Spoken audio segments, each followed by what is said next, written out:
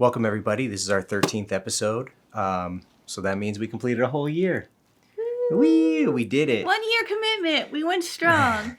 We should be proud. We want to say thank you to our subscribers, and family who put up with us being like, watch this video. So thank you so much. And we also want to pay a special thanks to our behind the scenes person, Tom, who's been our editor for our videos.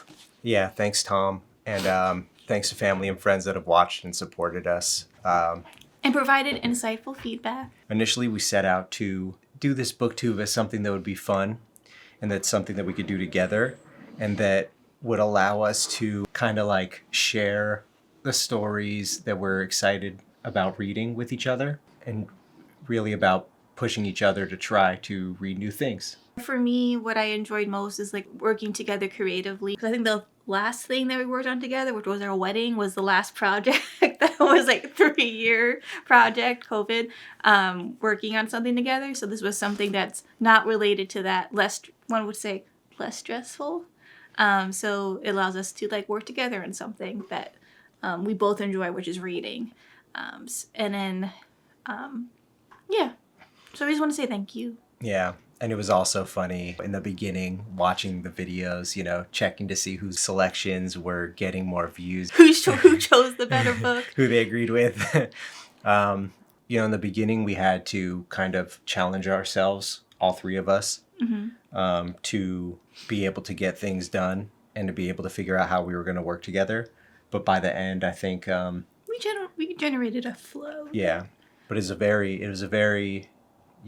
I've had a lot of fun, and it's been pretty easygoing as far as being on the same page, knowing what we're trying to do or what we aren't stressing, and it's been a lot of fun. So with that, again, thank you, and we hope you stick around and see what we have for the next year, and we hope you share, like, subscribe, and come and visit us every once in a while. Yeah, and we really appreciate the comments. It is so much more fun for us to have that extra level of interaction. So to those that have left comments on our video, thank you. It means a lot, even if they're it doesn't even matter what the contents are. We were lucky enough to have a few comments on our video that were on our videos that were, thoughtful, or they appreciated how we did something,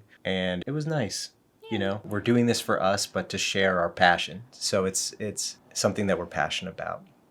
So we're glad that, people are finding a reason to interact and enjoy our content in any way that they want to. But yeah, so this month is actually a very controversial pick, apparently. Episode 13, the first one to start us off for the whole year. Let's see what Mike picks. And it is Americana by Don DeLillo. And this book... Why did you pick it, Mike? Well, so this book, when we moved to New York City, this was like maybe 5 years ago, maybe a little less.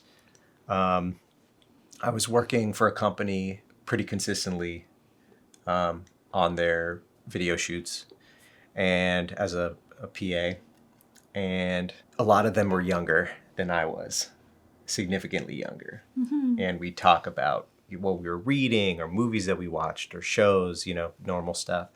And one of the guys were, Don DeLillo was something that they were reading, and they were like reciting, lines that they thought were like beautiful and poetic.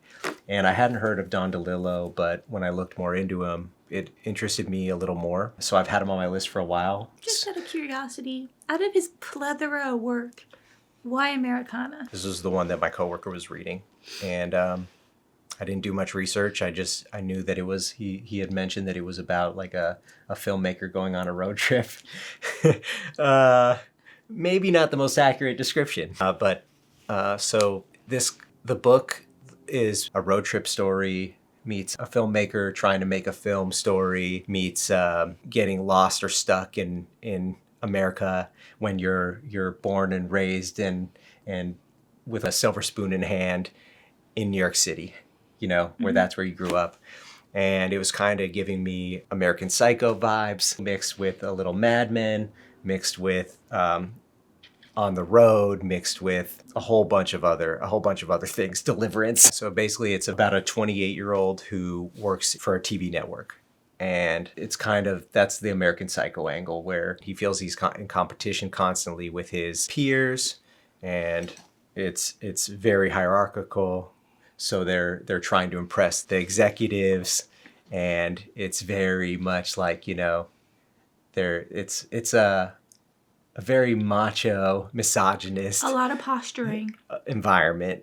And he kind of gets over it. It becomes over it. So he decides to take some of his friends, a weird mix of all ages, and go on a road trip. And so Americana is about a 28-year-old network producer, basically, and for this big TV network. And it kind of, the first part of the story, I would say it's cut into thirds. The first third of the story is the 28-year-old, his name is David Bell in the story, is about the toxic network environment that very much resembles like American Psycho and Mad Men, where it's a competition between these pompous, white people with money in New York City. And there's a lot of misogyny, and there's a lot of Racism. chest puffing and racism. And it's a lot of trying to appear smarter, have more success and be more, they're all very adversarial with each other. So then he has like a documentary style show for this news network, and it involves Native Americans in Arizona. And he has to shoot, they're beginning filming in a couple weeks. So a little over New York City, and having grown up in Westchester, he kind of wants to see the rest of the country and do a road trip which will, end in Arizona in time that he can start filming the show for the network. And so he grabs some friends, and they go on their adventure. And then the second third of the story is a road trip through, middle America, essentially. But he only really gets to the Midwest. And then at the end of the story, through the middle, he also tries to, he gets this idea to make this like all-American film on his own. So he starts filming that in a small town, and they kind of get stuck there. And then in the last third, things go pretty poorly for him, and he ends up coming back. He ends up getting fired from his job, presumably, and heading back to New York City. And I can't say I loved it, but I appreciated how it was written, where in the beginning of the book, it is really entertaining to me, because you're seeing how this network executive who's young and has a lot of money and a lot of power is just being a dick, basically, being a sociopath. Like that's what's interesting to him. And to me, it was interesting in the context of you're hearing you're reading the thought, you're listening to his thoughts, and you're like reading how neurotic he is in everything, and how everything is a competition. There's a moment where he's wondering if there's a correlation between the colors of the couch to the colors of the wall, if that has anything to do with who's better liked, or who's doing better. Yeah, who's succeeding more. It was interesting. And then you combine that with the descriptions, which are, to me, a lot of them are very poetic, and more of a philosophical whispering that goes along with it. What do you think? So I'm going to start off the bat. I did not find this book enjoyable for me. You can tell that he's a good writer. Like, he's a great writer. Like, the way that he's very like he would go, there would be like pages and pages of description of one thing, of how like the sun correlates to the field, like he would make all these strings of things, and it's very poetic. He's a very well-rounded, well-written writer. You can't deny that. And maybe if I were to try his other books that other people recommended, maybe I'll find them more enjoyable. But I felt like I just was trying to find, what is the point? What is the plot? Because like the main character David Bell, while he would go into these like deep like he would reminisce about his mom and how you can kind of get a sense, but he wouldn't acknowledge that his mom was probably clinically depressed, and the family didn't quite care that the mom was clinically depressed. They just kind of just said, "Oh, that's mom being crazy," and like he's full of himself, and like one would think that like, hey, if you're because like he kind of like he's going through these flashbacks of how his interactions with his sisters, his interactions with his mom, the interactions with his dad. One would think he would like try to like correlate and bring it back to himself, and how he is a conceited misogynist, and how where he is, like you can tell that he's not happy where he is. Like even though he went to school for film, and now he's in the film, he's like on like this artsy independent, I would say like almost like PBS style network, where they can kind of produce their own like artsy stuff for network television. But like you can tell like he's not happy, like he is bored, and then he would do a lot of, in my opinion, inappropriate stuff to other people, but not see how he's being an asshole, like, or he knows he's an asshole but he doesn't care, and he still like keeps up this behavior, and he wants to obtain this idea of machoism, and how he like, if a character legit calls themselves a Greek god, you know that he's gonna be condescending and an asshole. Okay, like, but he doesn't grow. I feel like even though he went through, like, he was not happy at work, essentially burned out, he used the Navajo. And he never quite, I fully never understand the concept, like this idea of why the Navajos, other than like correlation to a friend in college. Like, I was like hoping that this would help him grow, and you would see him turn and be like, and because it was turn and see like, hey, my behavior, like I'm kind of like, why am I obsessed with age? Why am I obsessed of like wanting to sleep with all these women? Like, why am I like this? But I don't think he goes that deep. It's just like no reflection. I don't know. Did you feel like that it was like very superficial? There are certain things that I think I don't think he grew, but I think that was the point. In the end of the book, he kind of goes on his own, away from his friends, and he meets someone who's kind of like him, just like the Midwestern version and older. Mm-hmm. And I think he thinks this guy's fun, but it ends up taking him down a really dark road. And that's when he kind of just decides, I'm going to go back to New York and figure things out. And I think the reason why he doesn't grow throughout the story, is to show what it's like, what Don DeLillo thinks of, you know, these wealthy sociopathic guys, basically, that think that they're these hyper intelligent, you know, really cool, powerful people, when they're outside of that environment where they're protected by their money, and they're protected by this facade that they're these wizened, experienced, you know, people, that things crumble really fast. And there are things that happen in the story that any normal person, it would have, like a lot of times it would happen, and then there'd be deep reflection. But in this story, the guy's just like, well, that's fucked, that's messed up, and then moves on, you know, immediately. Mm-hmm. Like there's the part where he brings his friend, this artsy woman, Sullivan, that he wants to have sex with, but he sees it as this delicate, romantic, you know, game in his mind. And then later on in the story, towards the end, he finds that another friend who he brought on to this, this foursome that's going around, that goes on the road trip, you know, they find out that he's been sleeping with Sullivan, and no one told him. David didn't know.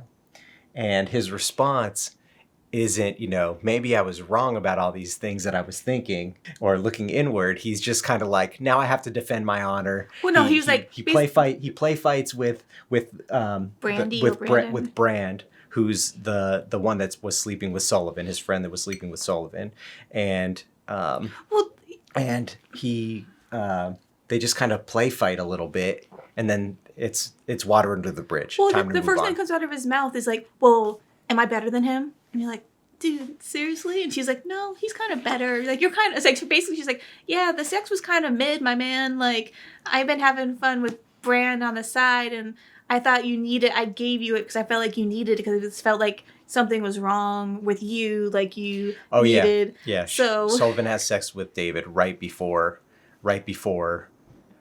he finds out that her and Brand had been sleeping. Yeah. But he finds out that Sullivan slept with him out of kind of like a pity thing. But her and Brand had this like days long or weeks long, affair. Not affair, but like dalliance. Yeah. And I kind of feel like one of the things that Don DeLillo did really well in this is that David Bell appears like a very... He has it all. Well, not that he has it all, but he thinks that he's deep. He feels that he's super, he feels that he's this deep artistic soul, and, he's making the short film that's kind of abstract and has a very indie feel, but it's not. He's all superficial. Yeah. Well, like, that only shows, too, because, like, when he's describing his childhood, right? Like, how he went to art school. And his dad was an advertising man. And the dad kind of helped him get this job, essentially. So, nepotism. So, the dad knew someone in the network and kind of hooked up his son. So, it's not like he earned it. And I think that's why David was kind of like didn't care about this job so much, because he knew that his dad kind of got him this job.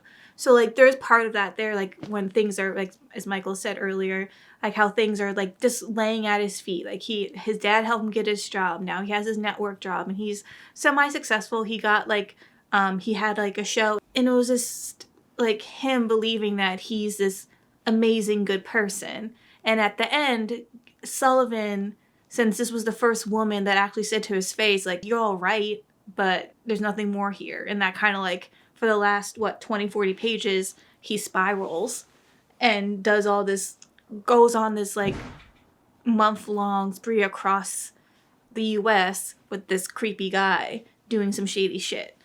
So it's not for me. And I was hoping there would be more, like, I still don't understand what happened to Mary. Why don't we talk about Mary again? Like, I can see why she left the family, because they're all kind of assholes. But, like, there's Jane, and they refer to Jane, but every time they bring up Mary, the mom's like, don't bring up Mary, because Mary kind of left and married someone else that I guess the family didn't approve of. But, like, I kind of want to understand why Mary left.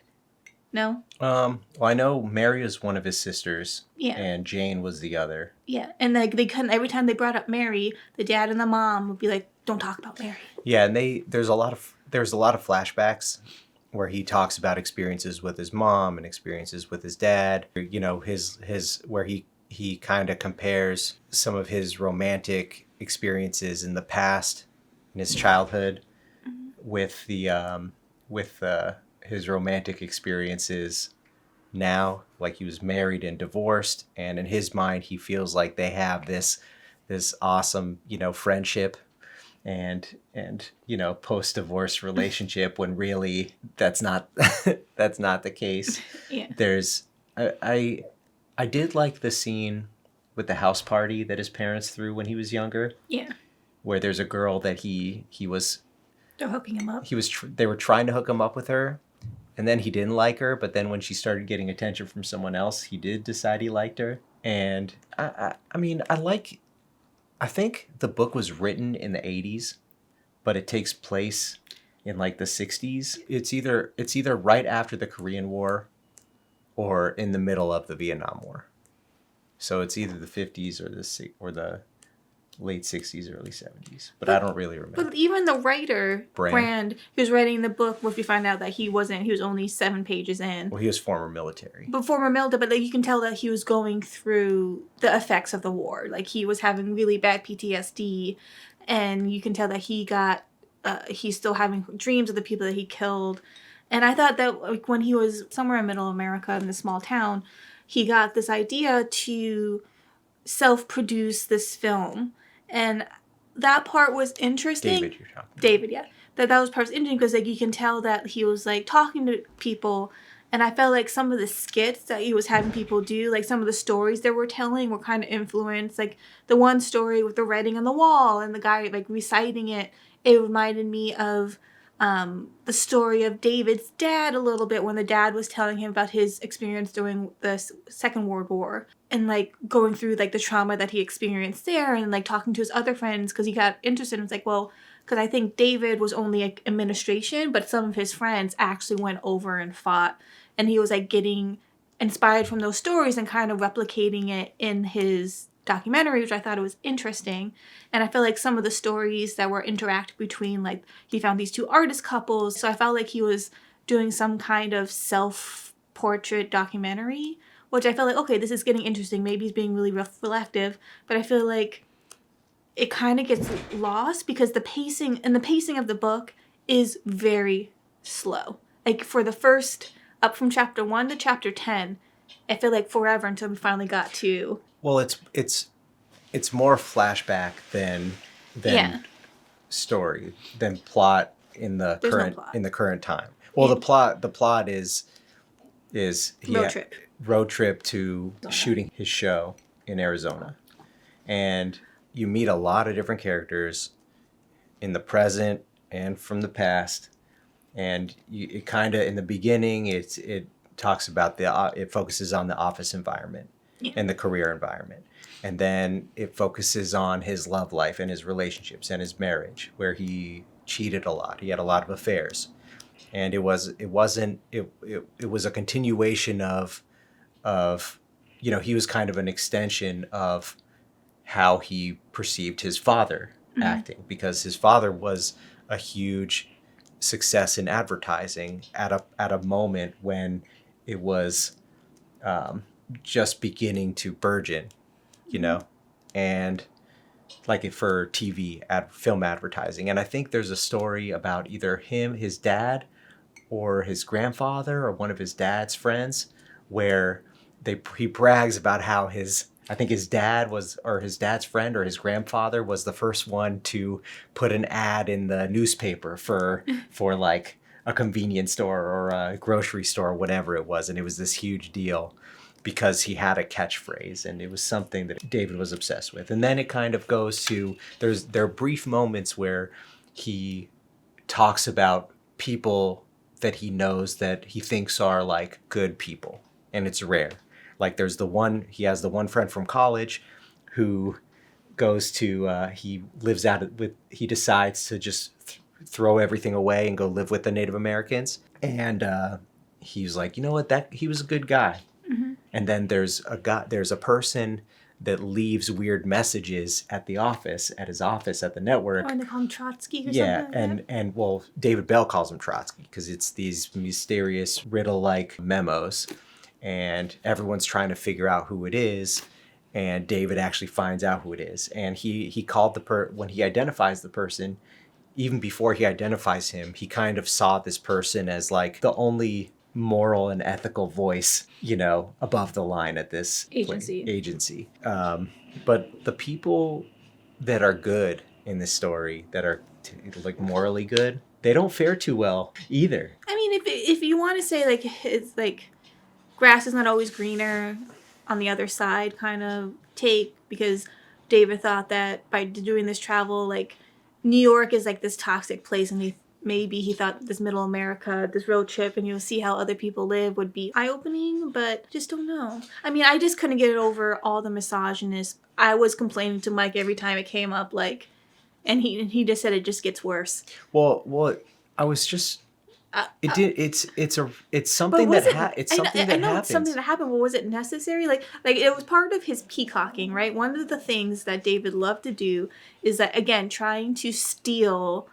whether it's a girlfriend, a girl who's a friend from like with another guy, or girlfriend or wife, like he would love to like kind of mess around by like he would purposely, say if we're sitting down, he would purposely ease up and like put his like rest his leg on the other woman, and if she didn't push away, that means that meant to him that he can go further, and like he would like run his hand up their skirt and inappropriately like touch them. For me, what stopped me from fully enjoying the book was that kind of stuff. Well, I mean, sometimes it might be a scenario where, back when it came out, it was really interesting and exciting. But for us, it's kind of like when I mentioned I Hope They Serve Beer in Hell, where it came out in the early 2000s, where it was this, scandal. And it also happened to be a time where some of that was at its peak in the late 90s, early 2000s, where Machoism. reality TV was just starting to become big. And so young kids, I think young men, young boys especially, thought that being and, doing really crappy things to women, like trying to sleep with them or like conquest, like that was around the time when there were reality shows about how to pick up women, you know, where a guy would claim to be a ladies' man and just teach you how to manipulate women into sleeping with you, Mm-hmm. So like back then it was popular, and I think normal people thought it was abhorrent, shitty, but like 13 and 14-year-old for 13 and 14-year-old boys, a lot of them were like, even myself included back then, Mm-hmm. I believed some of those things, and that's what I wanted, and I didn't understand why, and it made me feel like crap. But I wouldn't say I was successful at it, but it was something that I saw and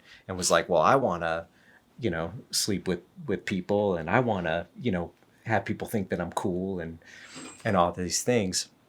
But now it's just silly and it's disgusting, and like, why would anyone want to read about this? But now that we've had Mad Men, we've had American Psycho. Yeah, who's done it better, and maybe he suffers from him also being a white man at the time in the 80s, that he just wanted to write a book and explore his writing style. I don't know, because this is his first book. Essentially, it's his first book. It's his debut. It was his debut novel, apparently, but I also think that he did do a really good job of developing David Bell, and I don't think that Don DeLillo's message was that this was like a cool person to be. I really think that it was the story was designed to show how crappy this person is, Mm-hmm. As a human and a person, and how he really is in this New York City bubble, this rich kid New York City bubble, and he never broke out of it. And in the end, when he's actually tested, he runs right back, and at the end of the book, right before he decides to come home, when I mentioned Deliverance earlier, Mm-hmm. it gets really graphic and really gross. Like, he completely loses control to the point where he's getting drunk with these Mechanics. These drunk Texas, mechanics on a racetrack, but it gets very dangerous and dark, and he just kind of narrowly escapes, and it's just like, I'm done. I'm going back. It doesn't seem like he's learned anything. He abandoned his friends basically, and he didn't accomplish finishing the film. And I mean, the main thought that I had was when Don DeLillo kind of goes into these page long without a break in paragraph descriptions and thoughts, is that there are some beautiful prose in there, but it's hard to tell if he just did it for his own sake or if it actually meant to helps the story. Yeah. Like, there were clearly times to me where it was supposed to be David Bell talking, thinking, but it just wasn't congruent to me. It felt like it just became the author Practicing. riffing and just writing whatever they wanted. And those long passages tended to happen because David Bell had a friend who did radio, and the friend had this late night show where the friend, since it was so late, the friend would just talk about random shit and go off on these tangents. And then, like, in those long tangents, you can see how well DeLillo was able to, like, go off on these long, beautiful, well-written descriptions of, but to me also at times were random, and I would forget what they're talking about. Like, then he would insert, like, news, oh yeah, and this happened in this part of the world during the war, and then another long tangent of describing something totally opposite from the news. So, like, I don't know. I mean, for me, this book I felt like was a writing exercise for Don DeLillo. Like, he focused on one character experience, and it was a way for him to flex his writing style. I feel like this was one practice. Yeah, I think if I could go back in time, I would have read his novel Underworld, which I think is his most well known, or his one about 9/11 that I don't remember what it's called. Yeah. But I did like the corporate film and television Game of Thrones aspect. I did find that kind of interesting. I think he was developing the characters. There wasn't any specific insight, and there wasn't any specific aspect of his relationship with any of his friends that he went on the road trip that was really interesting or insightful to me. You know, I think that if you're a, 19-year-old at film school, then maybe you read this and you think that it's the smartest, coolest thing you've ever read. I think overall, and the last 40, 60 pages where things start to really unravel for him, that was interesting too. So I think overall, I think it was fine. It was this copy was just under 400 pages. So I think overall, I enjoyed it. So how many Kisas would you give it? I'm giving it 4 Kisas. I think they're on the one read that we do. Mm-hmm. I think there were some things that might have gone over my head, and I think there's more to discover in it. I think for a debut novel, it wasn't exactly what I thought it was going to be going into it. I thought it was going to be kind of On the Road by Jack Kerouac, essentially. And it was not. And it was not. And I don't really, one of the things that really bothers me is I'm kind of tired of stories where it's just a rich D-bag doing rich D-bag things and never really being punished for it. Or called out. But I appreciate that, like, I understand that, like, that's sometimes what happens in real life and that there's a lot in between. And I do like, seeing the development, the thoughtful development in these stories, but it kind of irks me, It's just not a story that I care about. Yeah. I gave it 1.5. I did not like it. Do not recommend. I think I already explained throughout the video why I didn't like it. Again, this is not a knocking that it was poorly written. The book clearly is not poorly written. Again, there's moments where there's beautiful description. Again, I just feel like it just wasn't for me. I just wanted to get through the book because I was just so annoyed, and maybe I wasn't able to catch some things. Maybe down the line I'll try some of the other recommended books that were mentioned when I was reading the Goodreads reviews, but this book was just not for me. I would say if you want to start reading Don DeLillo's work, I would recommend holding off on try not to read it chronological. Maybe skip to one of the other books that were recommended, and then go from there. And then maybe eventually, if you want to go do a back catalog read, then you would read this. Yeah, even though I'm giving it a 4, I would. It's a scenario, a rare scenario for me where I can't.